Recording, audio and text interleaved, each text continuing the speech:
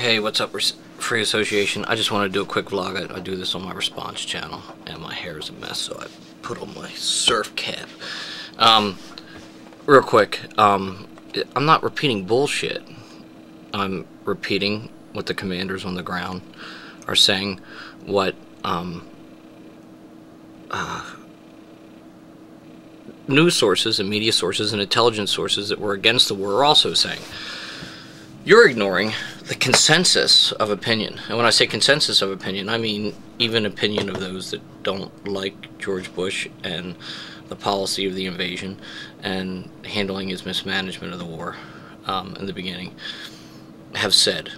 And it seems to me that you're blinded by your hatred, well, not hatred, I can't make that assumption, but by your obviously dislike for the Bush administration. First of all, John McCain and George Bush are completely different when it comes to this war. John McCain has been the loudest critic of the management of this war from day one. Day one. So to say that they're in line with each other when it comes to the management of this war is an unfair and foolish statement. People say that, attributing progress in Iraq to the surge is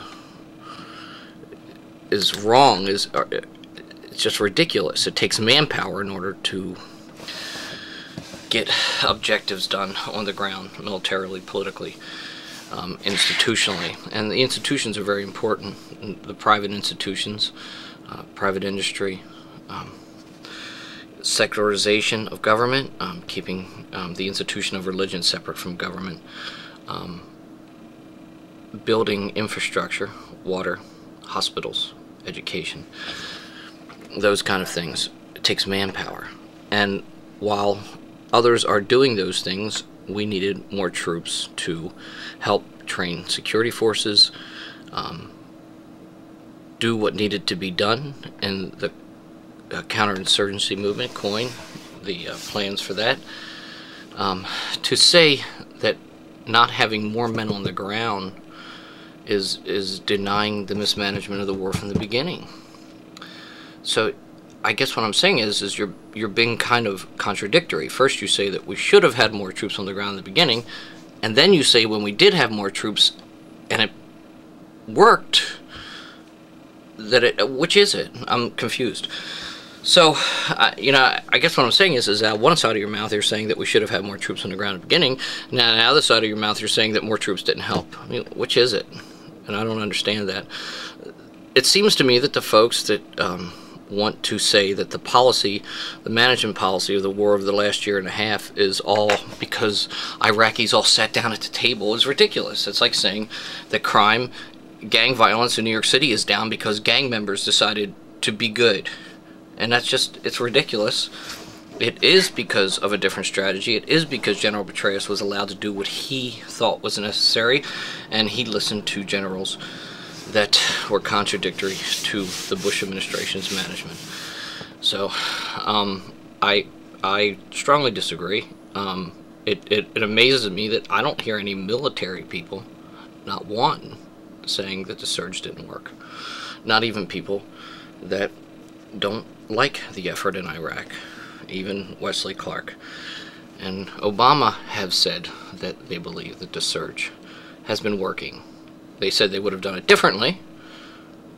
It doesn't change the fact that it's working. So I think what I'm saying is that maybe you're blinded a little bit by your hatred of the administration. You have to give credit where credit is due, and you have to place blame where blame is due. To say that I'm giving in to these lines of the Bush administration is completely ridiculous. You didn't even watch my vlog. My vlog said that Bush mismanaged the war. The fact that he admitted that he was wrong with how he managed the war and decided to do things differently is proof that that he didn't manage the war correctly, and it makes him wrong on those levels.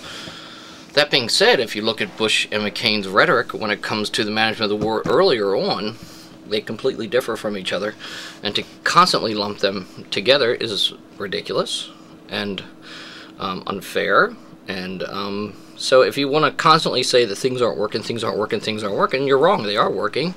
And if you don't think that troop presence of 150,000 and an extra 30,000 help, you're blind to occupational procedures. You really are.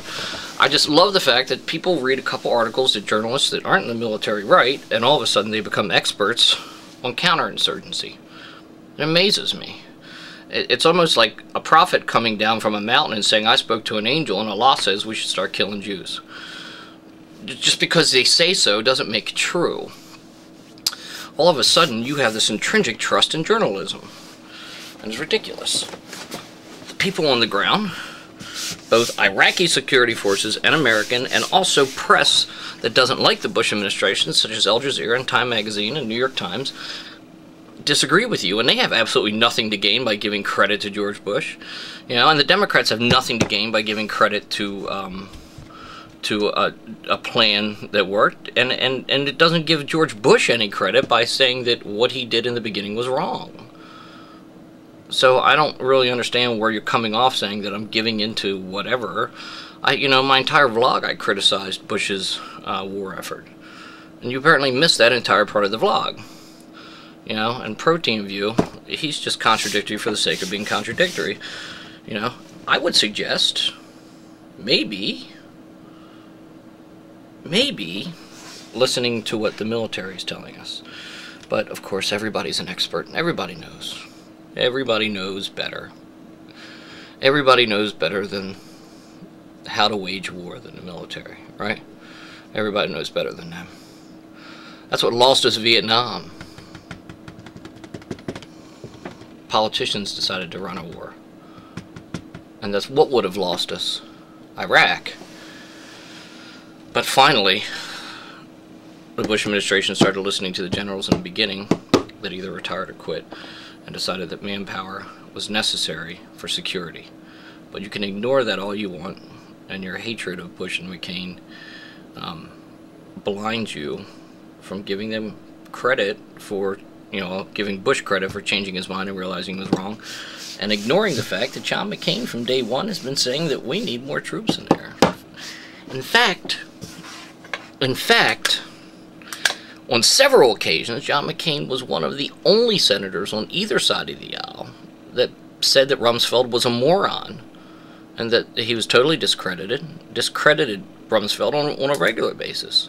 So, you know, you can just ignore facts and ignore history and ignore the criticism that John McCain gave, or, you know, you can just keep on living in that bubble and reading your little articles about a couple kids coming back, all with post-traumatic stress, talking about the things that they had to do in war. It's a war. Post-traumatic stress is going to happen when you deal with violence. It's a war. It's a war. And I'm not saying war is good, and I didn't agree with the invasion to begin with, but it's war, and post-traumatic stress is going to happen, and we need to facilitate therapy for people that are dealing with that. But you can continue listening to folks that are psychologically disturbed and listening to their stories, because they're in the minority, honestly. And you can keep on doing vlogs talking about these things, and you can keep on ignoring what our military has done. I don't see any vlogs of you doing, I don't see any vlogs where you talk about, you know, all the good we did and all the good the military did in Sumatra and Surabaya and Sri Lanka after the hurricane, after the tsunami. I don't see any of that. I don't see you talking about all the humanitarian efforts that the U.S. military does all over the world. I don't see you talking about the humanitarian efforts that the U.S. military is doing in Iraq and Afghanistan. I don't hear you talking about any of that. It just seems to me that your point of view is a little jaded toward one perspective. So if you think that war is fun, and if you think that we can do it like the security at a college, well, you're naive.